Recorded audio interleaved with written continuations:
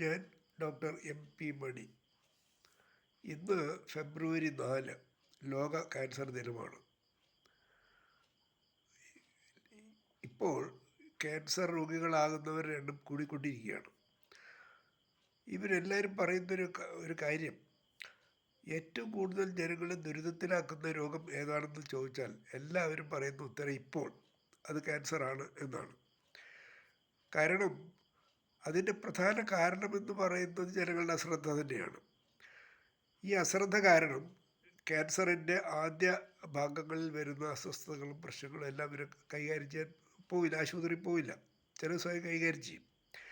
അങ്ങനെ രോഗം ഒരുപാട് മുന്നോട്ട് പോയ അവസരങ്ങളിലാണ് ഈ കൂടുതൽ പേരും ആശുപത്രികളിൽ എത്തുന്നത്. അത് മാത്രമാണ് ഈ ദുരിതങ്ങൾ അനുഭവിക്കാൻ കാരണമാകുന്നത്. അതിന് ക്യാൻസറിനെ കുറ്റം പറയേണ്ട കാര്യമൊന്നുമില്ല.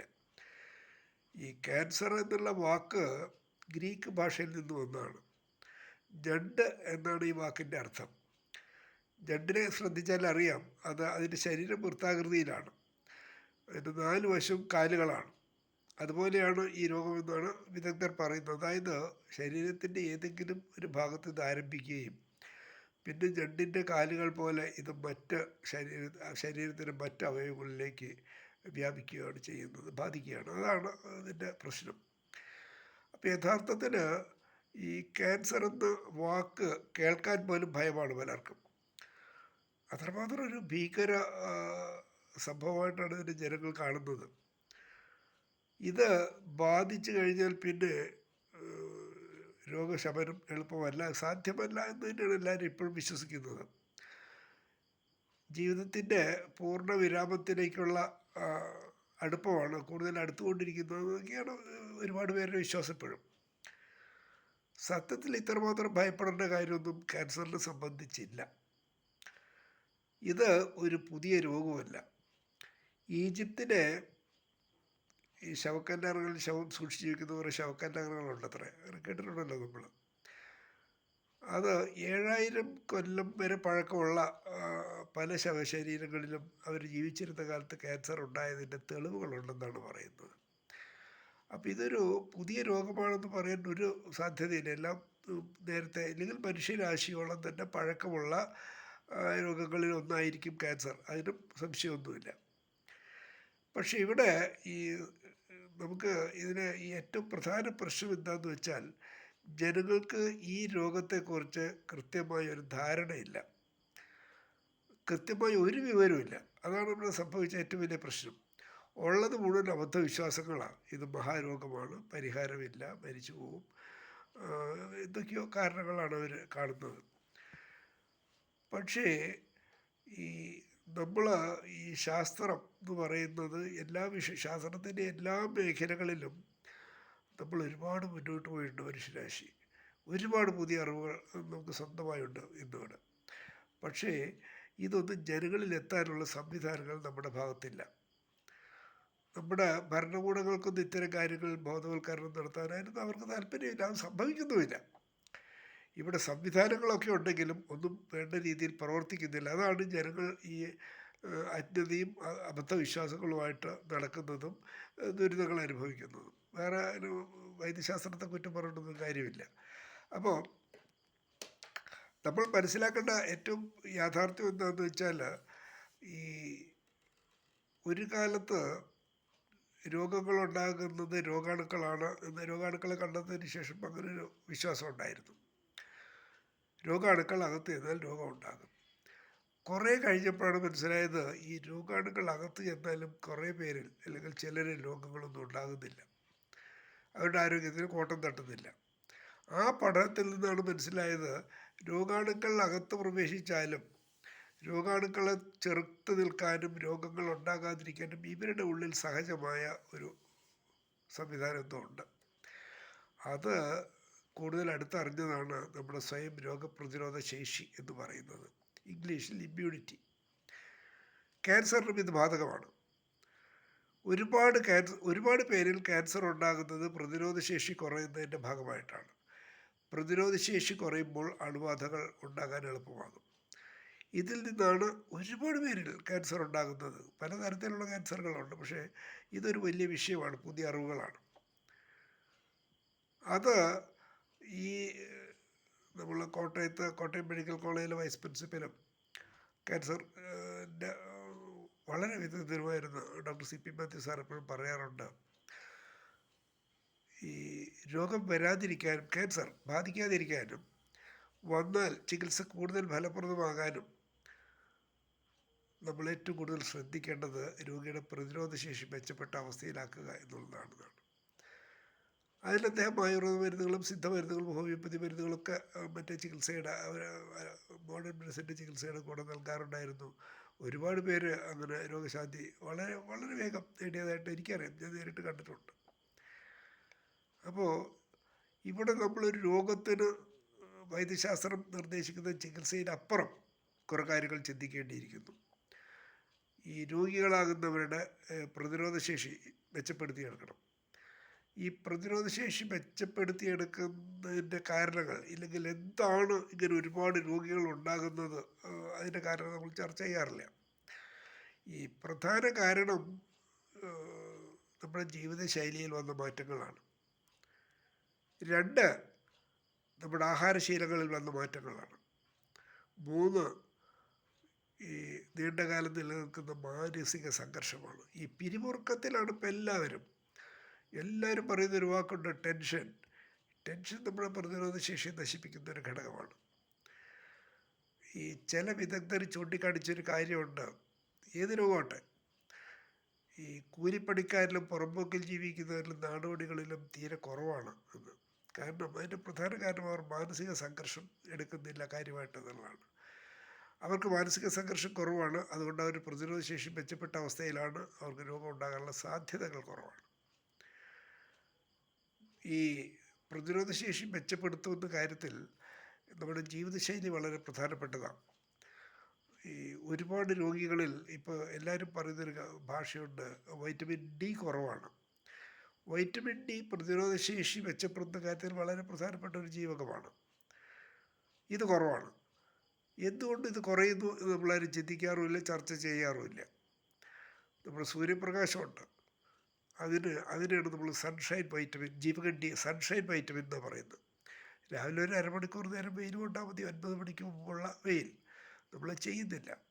സ്കൂളിൽ പോകുന്ന കുട്ടികൾ പോലും രാവിലെ മേക്കപ്പ് കഴിഞ്ഞ് നേരെ സ്കൂൾ വണ്ടി കയറിയൊക്കെ പോവുകയാണ്, വെയിൽ കൊള്ളുന്നില്ല.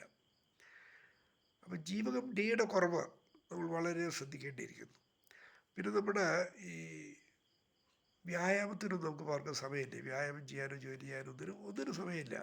ഈ ജോലി ചെയ്യുന്നത് തന്നെ ഒരുപാട് പേർ കുത്തിയിരുന്നവർ കസേരയിലൊക്കെ ഇരുന്ന് ജോലി ചെയ്യാണ്. പ്രത്യേകിച്ച് ഈ ഇപ്പോഴത്തെ പുതിയ സാങ്കേതിക വിദ്യയൊക്കെ ഡെവലപ്പ് ചെയ്ത അവസ്ഥയ്ക്ക് മണിക്കൂറുകളോളം കസേരയിൽ ഇരുന്ന് ജോലി ചെയ്യാണ്.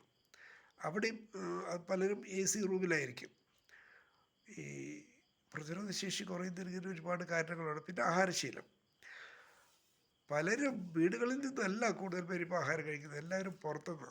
അത് എന്തൊക്കെ ചേർത്ത് ഉണ്ടാക്കി, എങ്ങനെയൊക്കെ ഉണ്ടാക്കിയ ആഹാരങ്ങൾ ഇവർക്കറിയില്ല, കഴിക്കുന്നവർക്കറിയില്ല.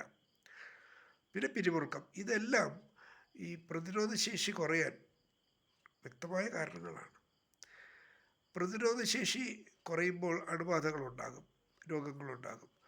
അപ്പോൾ ഈ രോഗത്തിന് നമ്മൾ കുറേ മരുന്ന് കമ്പനിക്ക് നിർമ്മാതാക്കൾ അവകാശപ്പെടുന്ന ഔഷധ മൂല്യമുള്ള രോഗനിവാരണ ശേഷിയുള്ള മരുന്നുകളിലാണ് പിന്നെ ചികിത്സ കേന്ദ്രീകരിക്കുന്നത്. ഇവിടെയാണ് കാര്യങ്ങളൊക്കെ കൈവിട്ടു പോകാറുള്ളത്. പ്രമേഹത്തിൽ ഇതുപോലെ തന്നെ ഒരുപാട് കഥകൾ, പുതിയ അറിവുകളുണ്ട്. ഈ മരുന്നുകൾ വേണ്ട എന്നുള്ള അവസ്ഥ, പ്രമേഹത്തിൻ്റെ മരുന്നുകൾ വേണ്ട എന്നുള്ള അവസ്ഥ വരെ എത്തിയിട്ടുണ്ട്. അപ്പോൾ ക്യാൻസറിൽ നമ്മൾ ശ്രദ്ധിക്കേണ്ടത് ഈ രോഗത്തെ ഭയപ്പെടാതിരിക്കുക എന്നുള്ള. ഒരു കാരണവശാലും ഇതിനെ ഭയപ്പെടരുത്. സാധാരണ ഒരു രോഗമായി കണ്ട് ചികിത്സിച്ചാൽ ഇത് മാറും ബഹുഭൂരിപക്ഷം പേരിലും. അതിനാദ്യം നമ്മൾ വേണ്ടത് ഈ ചികിത്സ വളരെ ശാസ്ത്രീയമാക്കുക എന്നുള്ളതാണ്. ഇവിടെ ഏറ്റവും നമ്മൾ ശ്രദ്ധിക്കേണ്ട ഒരു ഘടകം, ഈ ക്യാൻസർ വരാനുള്ള വിദൂര സാധ്യതകൾ, അത് രക്തപരിശോധനയോട് മനസ്സിലാക്കാനുള്ള സൗകര്യം നമുക്കുണ്ട്. പക്ഷേ അതൊന്നും പറഞ്ഞാൽ ജനങ്ങൾക്ക് മനസ്സിലാവില്ല. അവർ പറയും ഇപ്പോൾ പ്രശ്നങ്ങളൊന്നും ഇല്ലല്ലോ എന്ന്. അതിലേറ്റവും നമ്മൾ തിരിച്ചറിയേണ്ട ഒരു കാര്യമുണ്ട്. ഈ ക്യാൻസർ രോഗം വരുന്നതിൻ്റെ ചില മുന്നറിയിപ്പുകൾ ശരീരം തരും.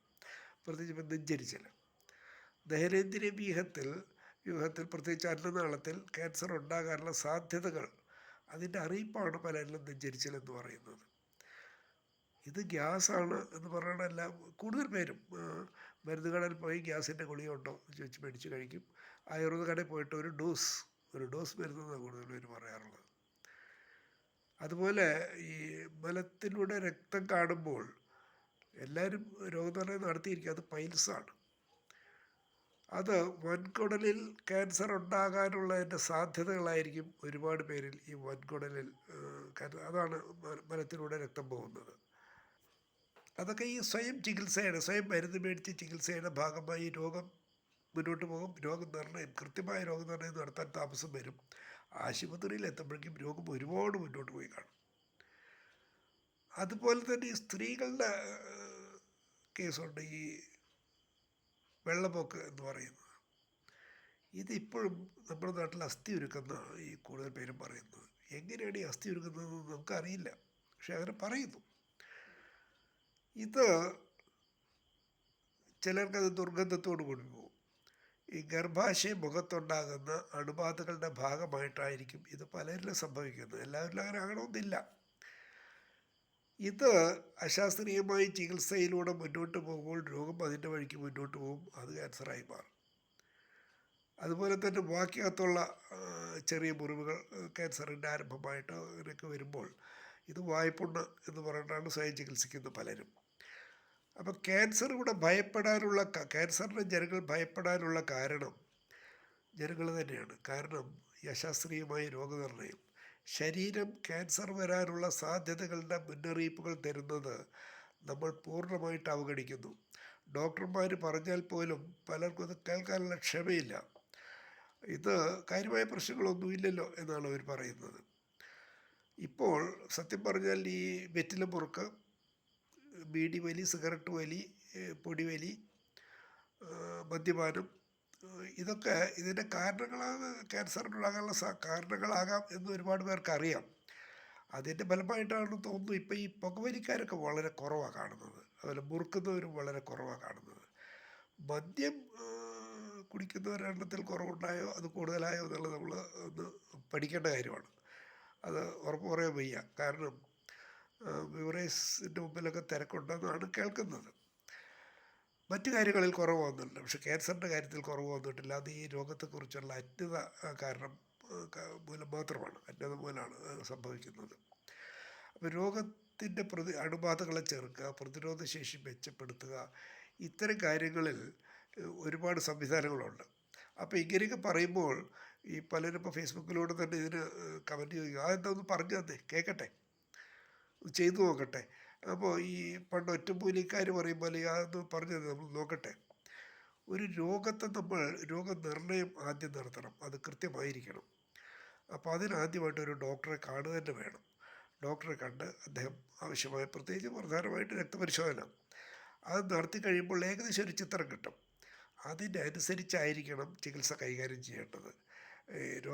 ക്യാൻസറിന് ഭയപ്പെടേണ്ട ഒരു കാര്യം ഇന്ന് നിലവിലില്ല.